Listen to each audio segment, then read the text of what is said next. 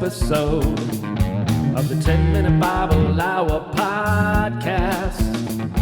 It's a bonus episode of the 10-Minute Bible Hour podcast. Hey, my friends, it's Matt. This is the 10-Minute Bible Hour podcast. And for those of you who are new, first of all, for those of you who are new, welcome. Thank you for jumping in. However you heard about it, I am crazy grateful that you're here and we're talking about this stuff. I love the fact that whoever you are not exactly like me. And I have found it super fun and energizing to talk about something that, for whatever reason, often causes us in our insecurity to move into little camps and avoid other camps and just hunker down and think together and make sure we get all our ducks in a row. I haven't had a lot of opportunities in my life to talk about God and the Bible and faith before this with people who aren't like me. And so, hey, thanks for being here. 1, thanks for caring about the same stuff that I do. 2, and 3, thanks for being willing to hang out with someone who's different from you. You being here speaks, in my mind, positively about who you are, and I'm grateful to you. I am also grateful to you, those of you who are new and those of you who have been here for a while, because you are forcing me to work very, very, very hard on the Bible, because this is much harder than I thought it was going to be, and it has been humbling. More on that stuff in a minute. But for those of you who are new, you probably caught back there at the beginning, my buddy Jeff, he wrote this bonus episode song. That is how we signal to you that this is a bonus episode, not one of the official episodes. It's something we do on weekends from time to time when we want to step back and just take a breather and think together about the big picture, the proposition of what we're working on, or maybe a few highlights or cool details that we didn't have time to chase down all the way in our conversation. So that's what you're getting right there. And also, I think it's worth clarifying because my data indicates that there are a lot of you here right now who are really very new in the last few weeks to this conversation and this podcast, which again is awesome that you are here, but you might not know this. So let me just lay it out a little bit. What you are listening to right now is effectively season 2, if you will, of this podcast. It's the one where we're going straight through the whole Bible, 1 book per day until we're done. I'm just doing my best to break down and make sense with normal human language, each book of the Bible in order. But season 1 was different. It was a deep dive into one book, the book of Matthew. And I worked on that for 3 years and learned so much. And we just wrapped that up as I'm recording this a couple of months ago after 800 episodes. And I know this sounds overwhelming, but when you're done with this, you might really like it. I really like doing it. And maybe you want to go check that out and see if it's a fit for you. Either way, I'm glad you're here now in what I suppose is season 2. And at this little breather point for me, because I just finished Malachi. Now, I think you just finished Nahum. That's the episode that we published yesterday.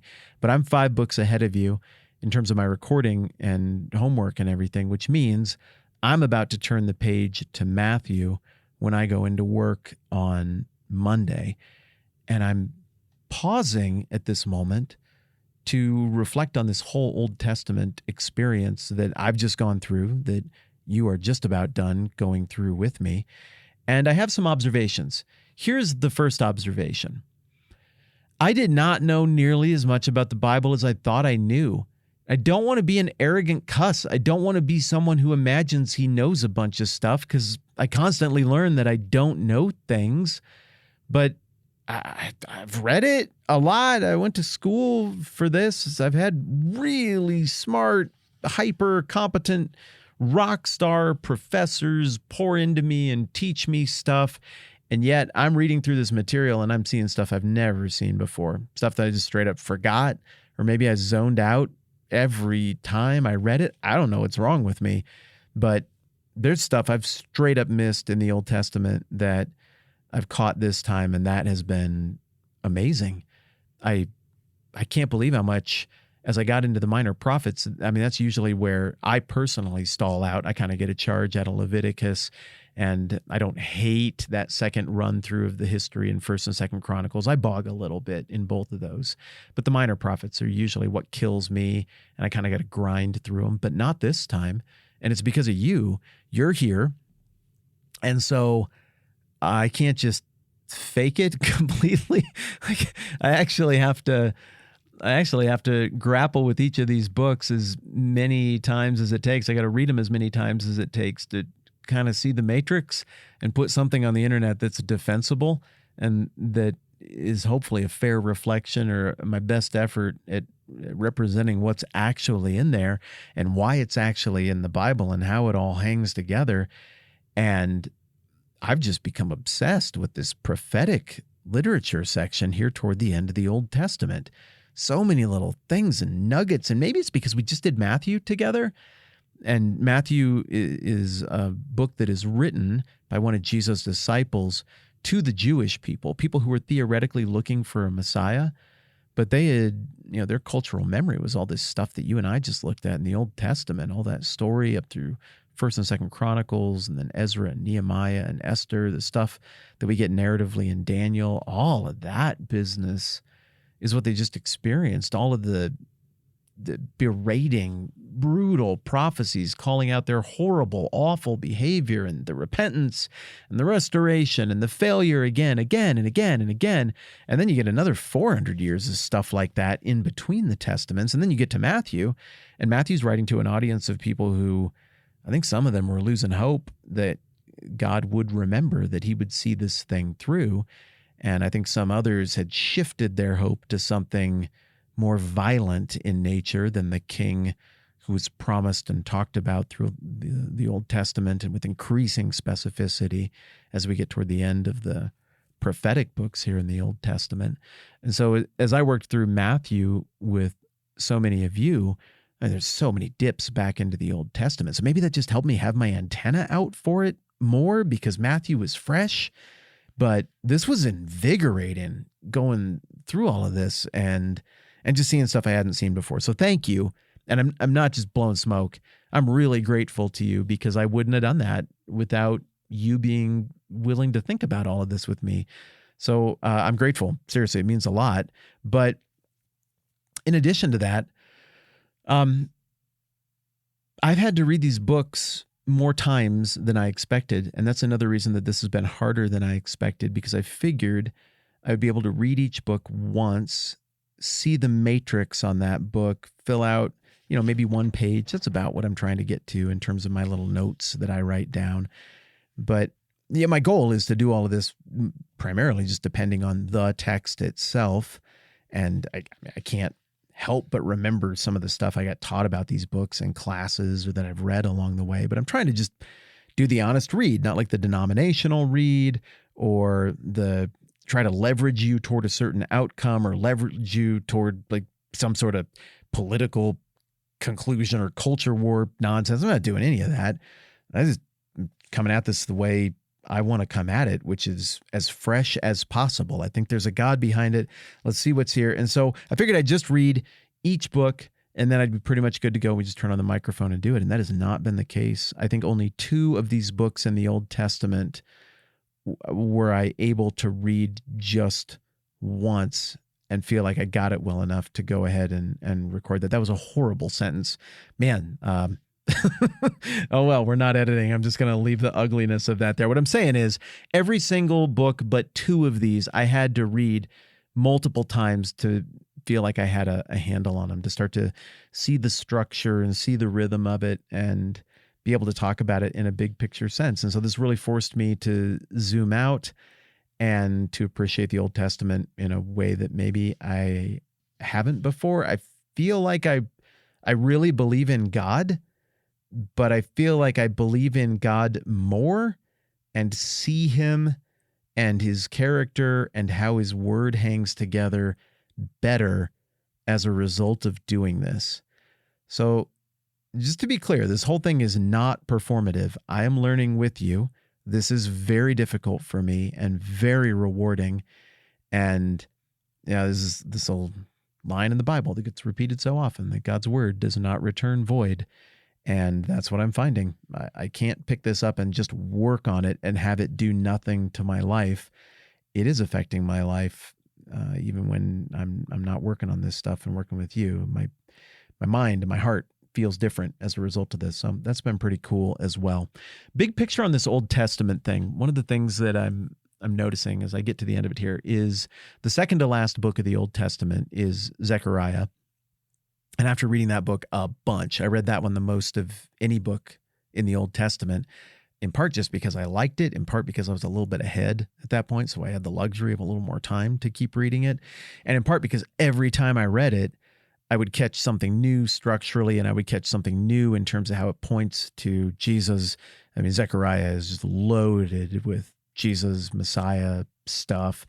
And so, one, I just really liked the book, but two, I came to see the theme of that book as being closely tied to what Zechariah's name means, which is God remembers, Yahweh remembers. And so here this book is real close to the end of the Old Testament. By the time you get there, you're very much in reflective, look back, think about how all this hangs together. What does the story mean kind of mode? And then you run into this prophet whose name is God remembers. And you think about that for a minute, like, well, does he? And then you look big picture at this story that can really only be appreciated big picture after having done what you and I are doing right now. And you go, yeah, he kind of does, doesn't he?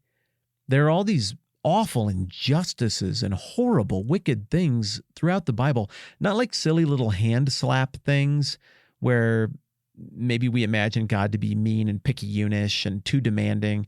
Like, oh, God is judgy about things that I feel that, he persecutes. No, I'm not talking about that kind of stuff.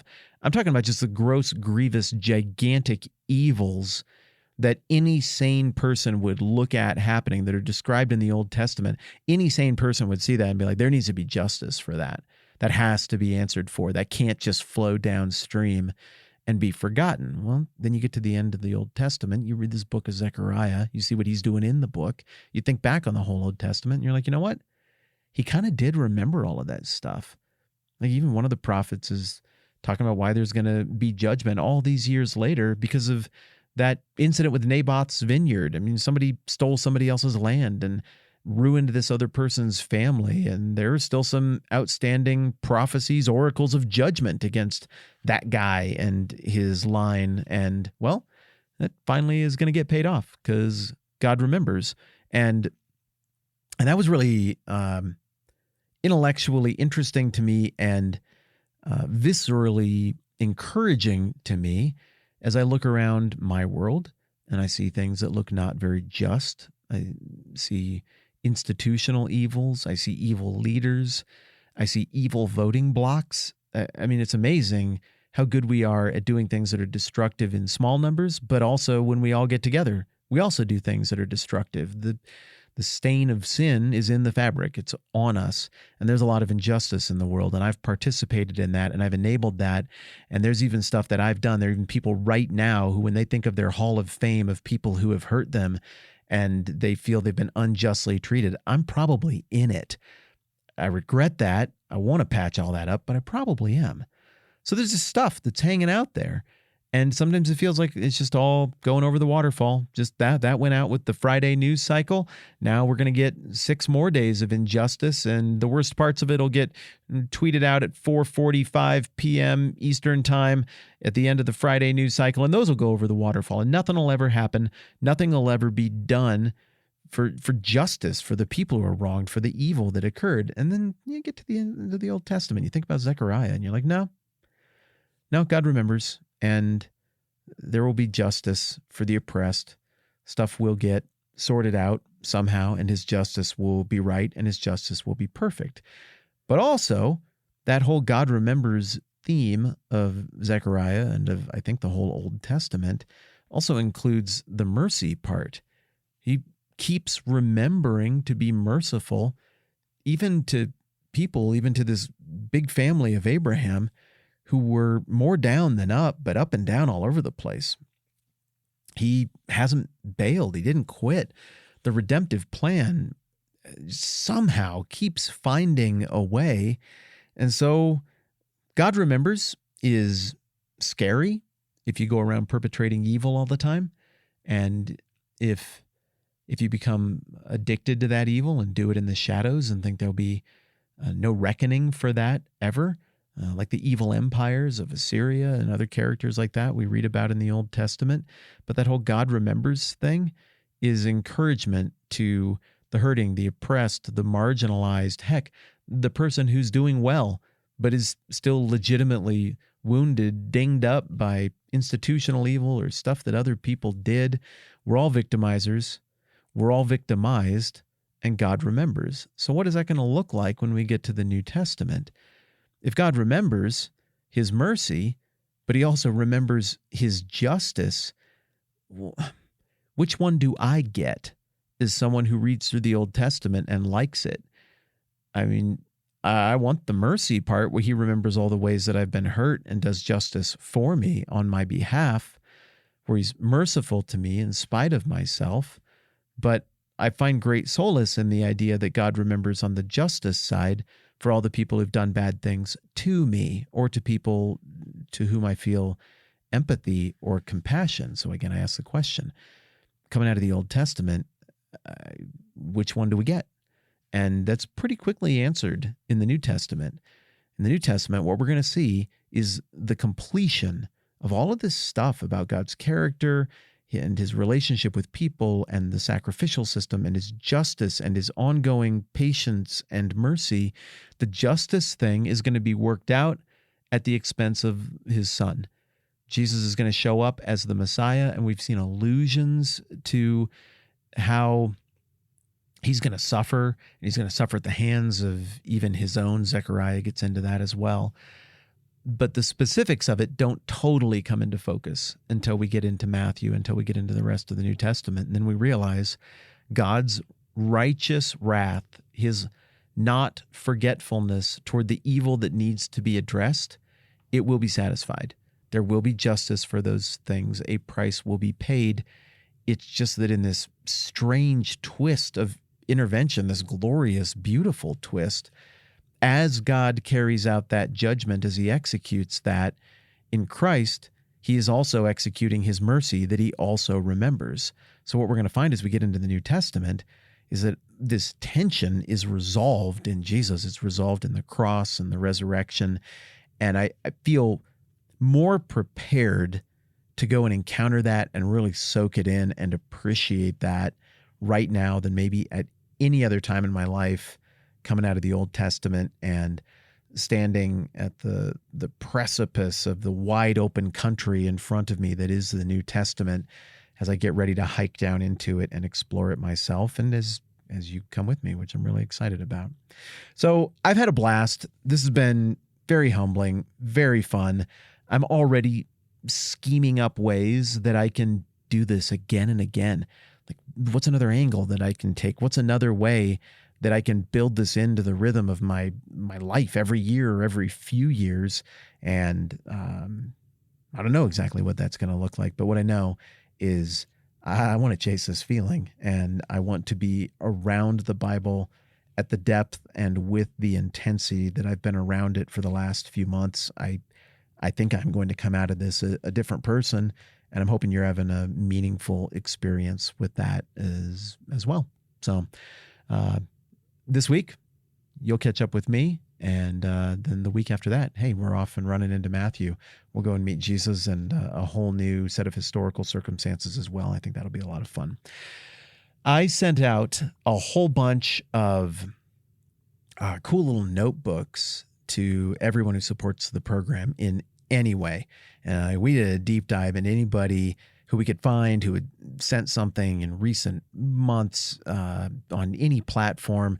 We really did our best to make sure everybody who was supporting in any way when we sent those out would get a little booklet for this Through the Bible series, season 2, if you will, and then also a booklet ahead of season 3, which is going to be a trip through the book of Esther and a historical deep dive into the cultural context there, which is the Persian Empire. It's going to be so much fun.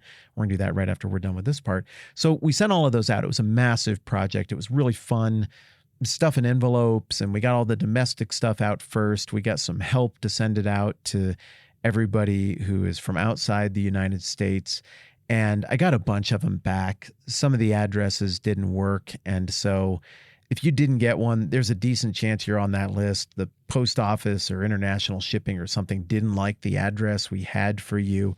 And so it's possible that just came back to us. I am sorry about that. I just got a big stack of those, maybe another 6 or 7 of them here the other day.